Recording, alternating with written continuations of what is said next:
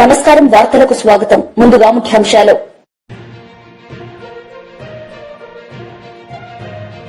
BJP MP Krishnaiah media సమావేశం, పలు అంశాలపై వివరణ.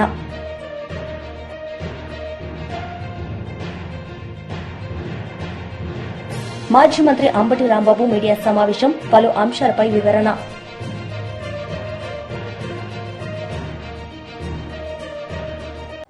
గౌడ కార్పొరేషన్ చైర్మన్ వీరంకి గురుమూర్తి మీడియా సమావేశం నిర్వహించారు. ఈ సందర్భంగా పలు అంశాలపై ఆయన మాట్లాడారు. అదేవిధంగా అక్కడ సత్యవర్ధన్ కూడా ఆ కంప్యూటర్ ఆపరేటర్ గా ఆ పేపర్ కావాలంటే మంచి కావాలంటే కూడా తను కూడా అక్కడ ఉన్నాడు. మేము కేసు పెడతా ఉన్నాం.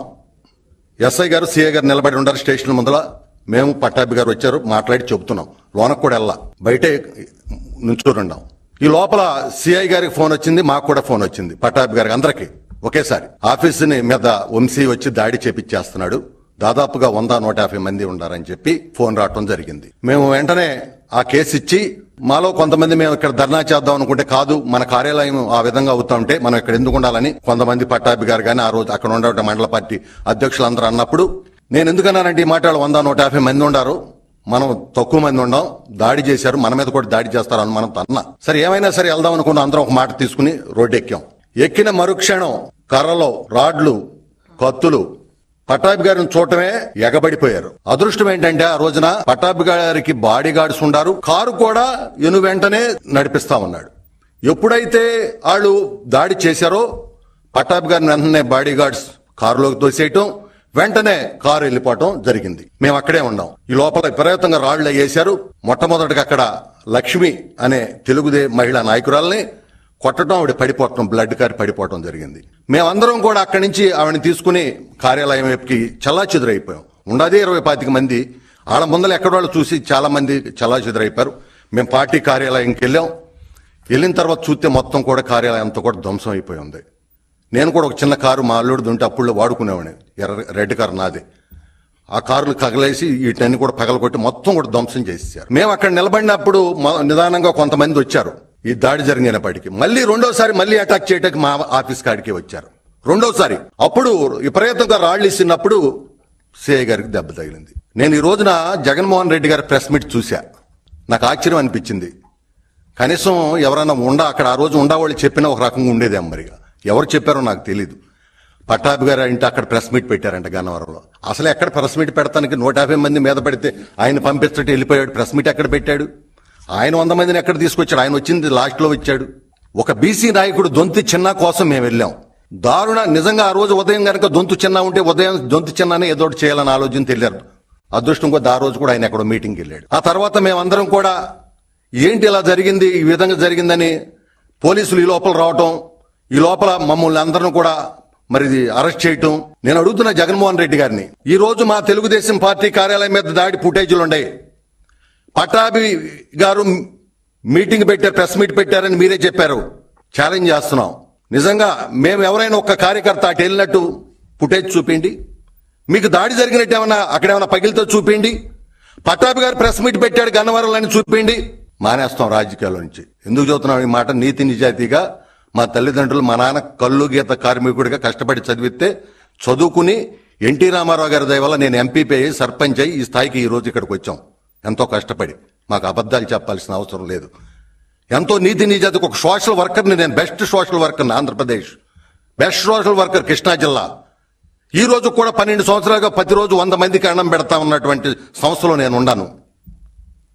నేను జైలుకి వెళ్ళా. నాకు బాధ అనిపించింది. 14 రోజులు నాతో పాటు అభం శోభం తెలియనని ఆ చదువుకునే పిల్లలు వచ్చారు.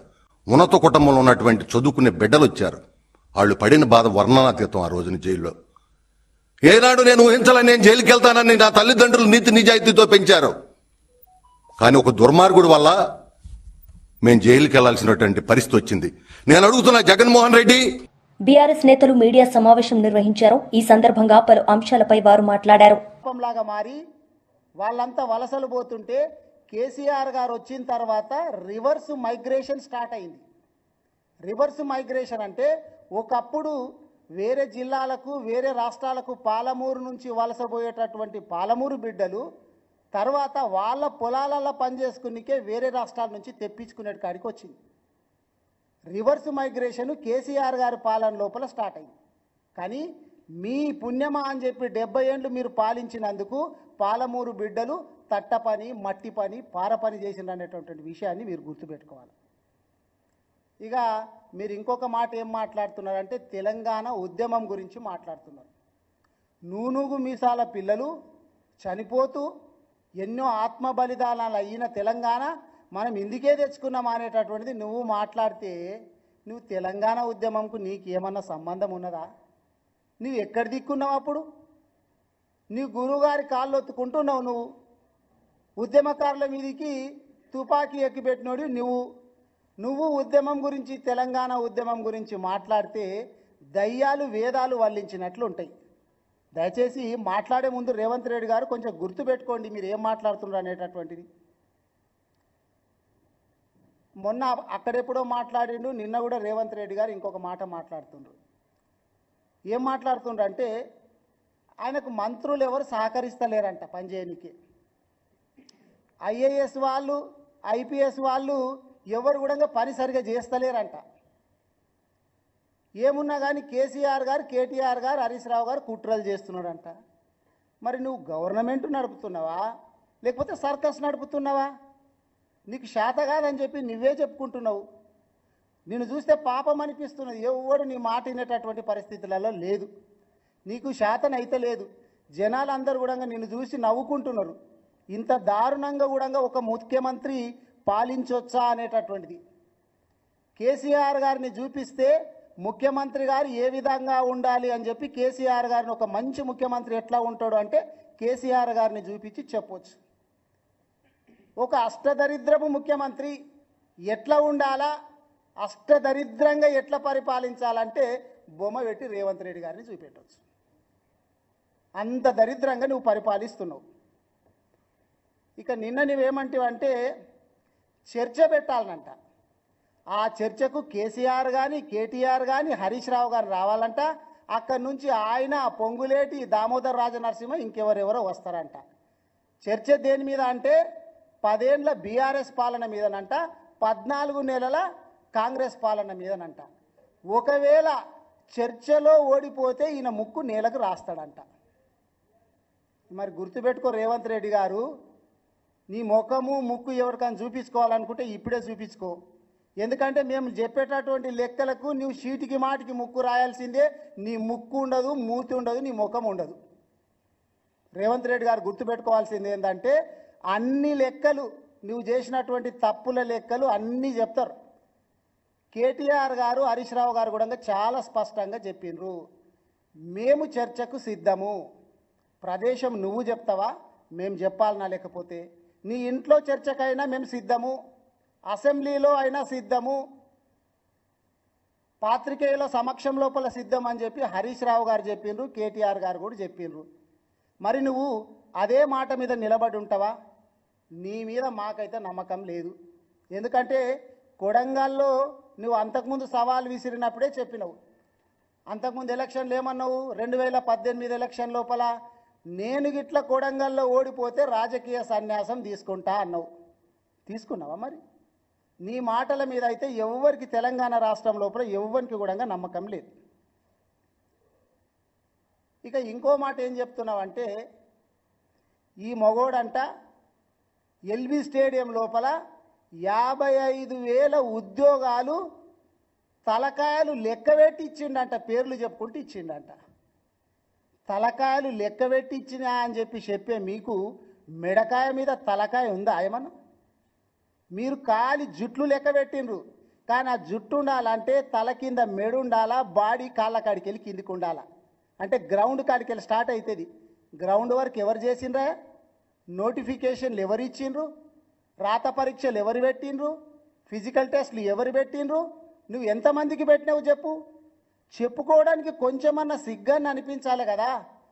జనాలు నన్ను చూసి నవ్వుకుంటారో ఏమనుకుంటారో అనేటటువంటి ఇంకిత జ్ఞానం కూడా లేకుండా మాట్లాడితే రేవంత్ రెడ్డి గారు జనాలు చూసి నిన్ను నవ్వుకుంటున్నారు నిజంగా. కాబట్టి బీఆర్ఎస్ పార్టీ ఇచ్చినటువంటి ఉద్యోగాలన్నింటినీ నీ ఖాతాలో వేసుకొని చెప్పడం ఇప్పటి నుంచైనా బంద్ చేయాలని చెప్పి నేను కోరుతున్నా. ఇక ఇంకొకటి మాట చెప్పిండి నిన్న. ఏంటి అంటే వీళ్ళు 70 ఏళ్ళు పాలించిండ్రు రాష్ట్రాన్ని, అదేవిధంగా దేశాన్ని. వీళ్ళంతా రాబోయేటటువంటి స్థానిక సంస్థల ఎలక్షన్ల లోపల ఇందిరమ్మ ఇండ్లు ఏ ఏ గ్రామాలలో అయితే ఉంటుందో దాంట్లోనే పాల్గొంటారంట. వీళ్ళు ఇందిరమ్మల ఇండ్లు లేని గ్రామాలలో పాల్గొన్నారంట. బీఆర్ఎస్ పార్టీ వాళ్ళకి సవాలు విసురుతున్నారు. మరి ముఖ్యమంత్రి కేసీఆర్ గారు 2014 లోపల గెలిచిన తర్వాత అసెంబ్లీ మాజీ మంత్రి అంబటి రాంబాబు మీడియా సమావేశం నిర్వహించారు. ఈ సందర్భంగా పలు అంశాలపై ఆయన మాట్లాడారు. శివరాజ్ సింగ్ చౌహాన్తో మాట్లాడటం వల్ల 11,781 ఎంతో దానికి వాళ్ళు అంగీకరించారు. ముఖ్యమంత్రి గారికి శుభాకాంక్షలు. ఒకరికొకరు గ్యాస్ కొట్టుకునే కార్యక్రమాలు ఏంటో నాకు అర్థం కావట్లా. రైతులకు కొనేటటువంటి కార్యక్రమం చేయకుండా 1 కిలో కూడా కొనలే ఇంతవరకు. ట్రేడర్స్ పిలుస్తారు, నాటకం ఆడతారు. రైతులు పిలుస్తారు, నాటకం ఆడతారు.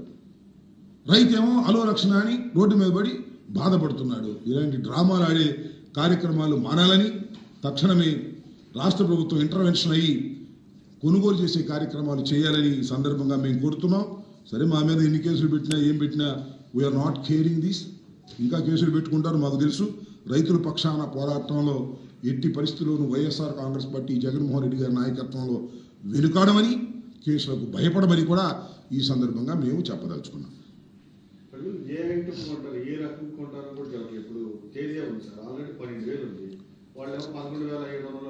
ఇప్పుడు మిర్చిలో అంటే నాకు కూడా మిర్చి గురించి చాలా తక్కువ తెలిసిన మిర్చిలో రకరకాలైనటువంటి వెరైటీస్ ఉన్నాయి. Teja variety is a top variety. దాని ధర టాప్లో ఉంటుంది. దానికన్నా దిగువన ఉన్నవి చాలా వ్యత్యాసం ఉంటాయి. ఒక్కో దానికి 2,000, 3,000 వ్యత్యాసాలు ఉంటాయి. నాకు తెలిసినంతవరకు ఇవాళ తేజ వెరైటీ సుమారుగా 12,000, ఆ చిలుక సుమారుగా అటు ఇటుగా కొంటున్నారు. కడమాయన్ని 8,000, 7,000 కొంటున్నారు. పైగా ఈ పండించిన వాటిలో కూడా తాలు చాలా విపరీతంగా ఉంటుంది. దానివల్ల రైతులు చాలా నష్టపోతారు. ఇక్కడ బేసిక్గా మనం గుర్తుపెట్టుకోవాల్సింది ఏంటంటే, ప్రభుత్వాలు రైతు నష్టపోతున్నప్పుడు ఇంటర్వెన్షన్ అయ్యి రైతుకు లాభం చేసే విధంగా చేయాలి. లాభం లేదు కనీసం వాడి పెట్టుబడి వాడికి అందే విధంగా అయినా సరే మనం చేయాల్సినటువంటి అవసరం ఉందా లేదా? అదే కదా చేయాల్సింది. అది చేయకోకుండా ఉపన్యాసాలు ఏంటి నాకు అర్థం కాల, మీటింగ్లు ఏంటి నాకు అర్థం కాల, ఉత్తరాలు ఏంటి నాకేం అర్థం కాల. ఏమిటిదంతా కూడా ఆడ వెళ్తాం, కేంద్ర మంత్రి గారితో మాట్లాడడం అయిపోయిందని ఈనాడు ఆంధ్రజ్యోతిలో ఫ్రంట్ పేజీలు వేసేయటం. రైతు సోదరులారా మీరేం భయపడాల్సిన అవసరం లేదు, మీకు అండగా ఉంటుంది. ఏంటి అండగా ఉండేది? కిలో మిర్చి కూడా కొనుక్కోకుండా నువ్వు అండగా ఉండేది ఏంటో నాకు అర్థం కాల. నువ్వు కొంటే కదా, ఇదిగో ఇన్ని క్వింటాల్స్ మేము కొంటాం, ఈ రేటుకు మేము కొంటాం, ఇదిగో ఈ తేజ వెరైటీని ఇంత కొంటాం, ఫలానా వెరైటీని ఇంత కొంటాం, ఇంత కొంటాం, మీరు రైతులు అమ్ముకోమాకండి మిర్చి కమిషన్దారులు కానీ చెప్పాలి కదా. అదేం చెప్పుకోకుండా ఏం కంగారు పడమాకండి, మేము వస్తాం ఆదుకుంటాం అంటే ఏంటి ఆదుకునేది నాకు అర్థం కాల.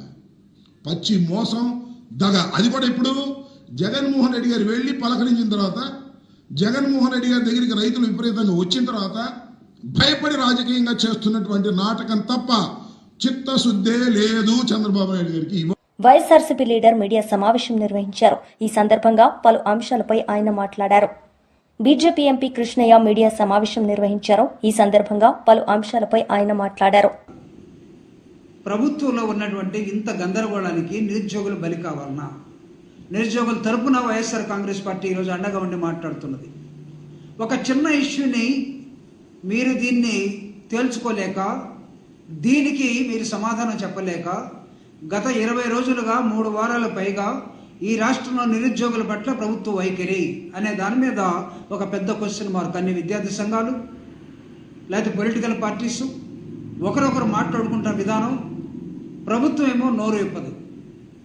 ఎడ్యుకేషన్ మినిస్టర్గా ఉన్నటువంటి మంత్రి ఒక మాట మాట్లాడతాడు, వాళ్ళ నాన్న ఇంకొక మాట మాట్లాడతాడు, వాళ్ళు పెట్టినటువంటి ఏపీపీఎస్సీ సెక్రటరీ కొంతకాలం ఎక్కడ ఉంటారో కనపడరు, ఎవరికి ఎవరు సమాధానం ఉండదు, గవర్నర్ ఏం చేస్తున్నాడో తెలియదు.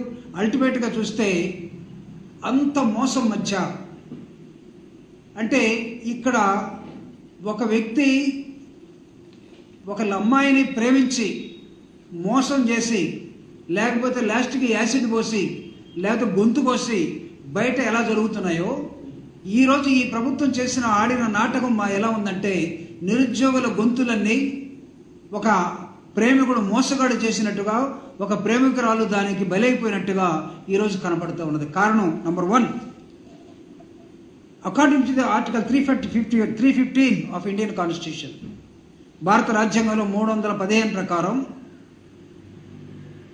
It provides for the establishment of the public service commission for each state and union. ఈ ఆర్టికల్ ప్రకారం 315 ఆర్టికల్ ప్రకారం ప్రతి రాష్ట్రానికి ఒక పబ్లిక్ సర్వీస్ కమిషన్ ఉంటుంది. అట్లనే యూపీపీఎస్సీ కూడా ఉంటుంది. పబ్లిక్ సర్వీస్ కమిషన్ ఉన్నంత మాత్రాన అది టోటల్గా అటానమస్ బాడీ అయిపోయినట్లుగా ఒక పోజ్ కనపడతా ఉంది ఈ రాష్ట్రంలో. దాన్ని నిర్మించేది ఎవరు? చైర్మన్ పెట్టేది ఎవరు? బోర్డు మెంబర్స్ వేసేది ఎవరు? ప్రభుత్వమే. ప్రభుత్వం, government is also a constitutional body. ముఖ్యమంత్రి జస్ట్ లైక్ దట్ ప్రజలు ఎన్నుకున్నారు కాబట్టి కాదు, ఒక ఆర్టికల్ ద్వారా వస్తాడు ఆయన. గవర్నర్ ఎక్కడో పైనుండి పంపినవాడు కాదు. ఈ will also come and occupy his office according to one article. So ఒక 3 రాజ్యాంగ పదవుల మధ్య, ఒకటి ఏపీపీఎస్సీ, ఒకటి గవర్నరు, ఒకటి ప్రభుత్వం, మూడోది కేసు కోర్టులో 4. అంటే 4 రాజ్యాంగ సమస్యల మధ్య ఈరోజు చంద్రబాబు నాయుడు గారి ప్రభుత్వం, అంతకన్నా కూటమి ప్రభుత్వం ఒకరు మాట్లాడటం లేదు. Viral BJP MP Krishnaiah media సమావేశం, పలు అంశాలపై వివరణ. వార్తలు ముగించే ముందు ముఖ్యాంశాలు మరోసారి. బీజేపీ ఎంపీ కృష్ణయ్య మీడియా సమావేశం, పలు అంశాలపై వివరణ.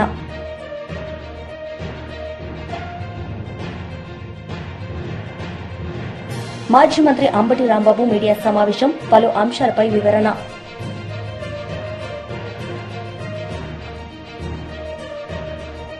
ఈ వార్తలు ఇంతటితో సమాప్తం. తిరిగి ప్రసారమయ్యే వార్తల్లో మళ్లీ కలుద్దాం. అంతవరకు సెలవు. నమస్తే.